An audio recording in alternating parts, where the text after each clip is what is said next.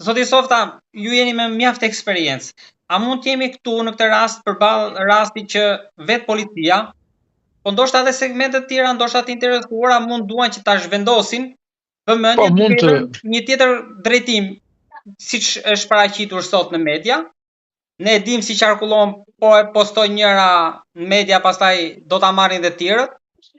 Kjo ideja e ngatrimit. Po, është e mundshme sepse është pjesë e një pune edhe strategjie që policia mund të ndërtojë. Pra, jep informacione për të devijuar vëmendjen dhe për të ulur vëmendjen dhe vigjilencën e personave të cilët kanë qenë të përfshirë, duke menduar që ka një pistë drejt së cilës shkohet. Gjë që mund t'i lehtësoj, po themi, punët e grupit hetimor për të vajtur ndaj pistave të mundshme, të cilët mund të jenë më reale dhe më bindëse. Pra, shkon dhe përqendron, sikur kjo është një akmarrje dhe e lidhur kjo me ngjarjen e Lezhës, dhe ndërkohë mund të kemi një tjetër pistë e cila duhet shkojë tek subjektet, tek objektet, tek profili i biznesmenit dhe i biznesmenëve të cilët janë të goditur pikërisht nga ky atentat. Pra, rastësia apo jo, dhe mënyra e zhvendosjes vëmendjes mund të jenë taktika për të arritur qëllimin. Do ta mbyllim me atë që ju thatë pak më lart, rivitalizimin e grupit të ndoshta të Ervis Martinajt, por a mund të kemi një rivitalizim të një grupi pa kokën, apo mund të ketë marrë një drejtim tjetër, një udhëheqje tjetër në mungesë të Ervis Martinajt, me dilemën që vazhdon? Këto grupet nuk janë grupe të cilët i lidh thjesht një aktivitet të caktuar. Sigurisht aktiviteti i lidh sepse janë individët të cilët fillojnë formojnë dhe formatojnë grupet.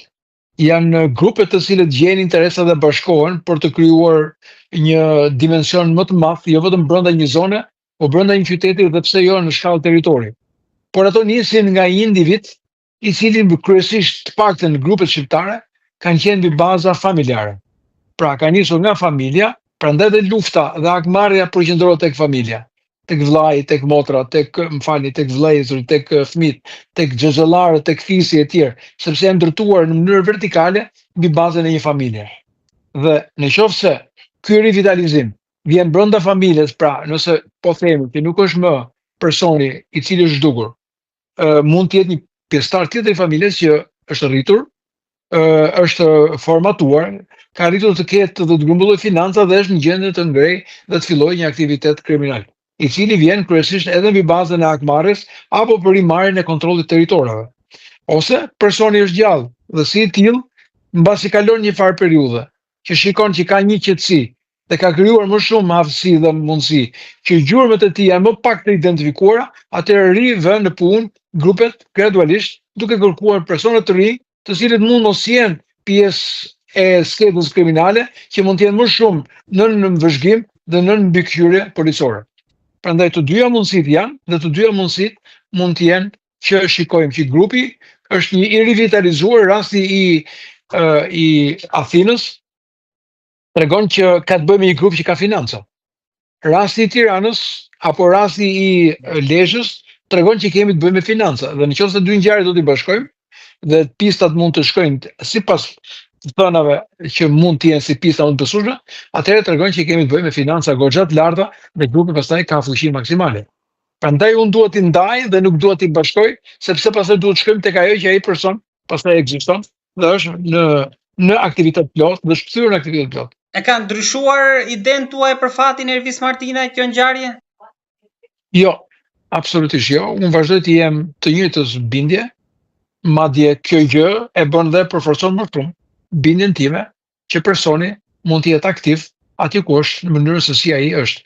Por derisa s'kemi një viktim, më falni një kufon, vazhdoj të them që ai personi është gjallë, sepse koha ka treguar, ngjarje të ndryshme në botë kanë treguar dhe në vende që kanë një polici apo një shërbim shumë më të sofistikuar se vetë Shqipëria, që janë riçfaqur dhe janë riçfaqur mbas shumë vitesh, sigurisht me tjetërsinë e figurës dhe fytyrës. Ne pam dhe rastin e Lezhës, nuk shkon për krahasim, por për treguar që personi që u arratis, ai kishte në smundje shëndet mendor, kishte hequr mjekrën, kishte vendosur kapele, kishte treguar një luk tjetër, duke menduar që do ishte edhe mbrojtja mënyra ku ishte futur, kërkonte të ishte pranë xhamive, pranë ambienteve kulteve, sepse përfitonte nga kjo pjesë ku kishin festime për Ramazanit. Por aman, përsëri kujdesi parë që bëri ishte luku. Dhe çdo njeri që shkallë më të lartë të rrezikshmërie, jo vetëm për të arrestuar, por që ka dhe kundërshtar potencial, të cilët paguajnë me sasi të mëdha financash për ta eliminuar, patjetër pastaj që pra me një kujdesi për të fytyrës mund ta kemi edhe midis nesh, Ervis Martinaj.